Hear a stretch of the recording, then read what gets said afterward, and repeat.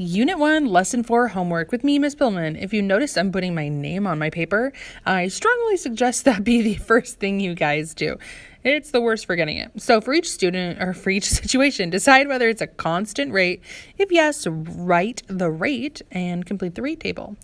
Grandma Jackson has 5 plants in each row in her garden. Is this a constant rate? Yes, this is a constant rate. It's saying that for each row, there is 5.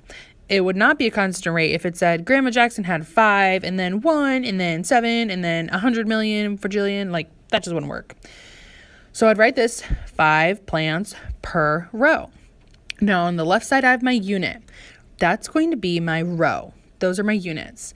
Now the product that I have, those are plants. So in the first row, I have 5 plants. If I had 2 rows, I would have 10 plants. If I had 3 rows, I would have 15 plants. On the right-hand side, I would be adding 5 for each row. And I also know that on the left-hand side, I could take my unit and multiply it by 5 to get my number. So I'm drawing myself a picture over here, and that's how I'm imagining this as a constant rate. A large bag of potatoes costs $8 at Seasons Produce Store. Is there a constant rate? Potatoes. Yes, because it's still a large bag, and for every large bag, it'll be $8. So $8 per bag. The bag, that's my unit. The product is going to be my dollars. So for 1 bag, it's $8. For 2 bags, it's $16. For 3 bags, it's $24. It's just like multiplying the number in my unit by the product cost. So $8 per bag. Well, if I have 7 bags, that's going to be a lot of potatoes, but that's going to be $56.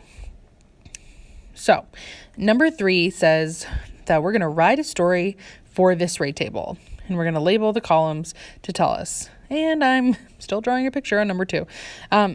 I will draw and model a lot of pictures for myself, and I might do it a different way than like, I don't really like those squares with 8s.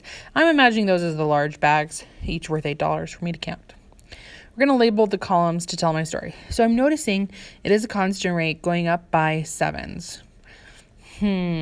What could I write a little constant rate story for this? Well, I'm going to do cars as my product, and my unit is rows. So in a parking lot, for each row of cars, or for each row in the parking lot, I can hold 7 cars. So in this case, a new school is opened. And it's being made, and they're thinking about, well, how many people are going to be here? How many parents are going to drop their kids off? Maybe it's high school, so how many students are going to be driving, if they drive? So if they have 7 cars that could or 7 cars that can fit in 1 row, how many could they fit in so many rows? And if they have drawn the lines for 7 cars to be in the row, this is a great way to have a constant rate. Sometimes you've seen at the mall, they will have the same number of cars in the rows and the rows and the rows, and then maybe there's a smaller section. So that would not be a constant rate.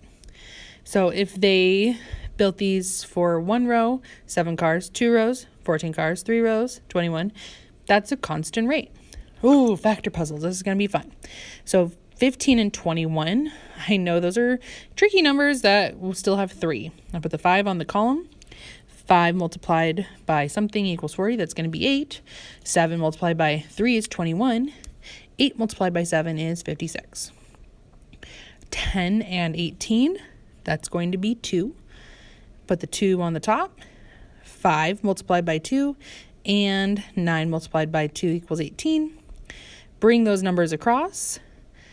9 multiplied by something equals 63. 7 on top. My missing number is 35. So 15 and 18, or 35 and 15. Put 5 on the row. On top, I'm going to put 3 and 7. 3 multiplied by 6 is 18. Bring the 7 down from this column and multiply 6 by 7 and get 42.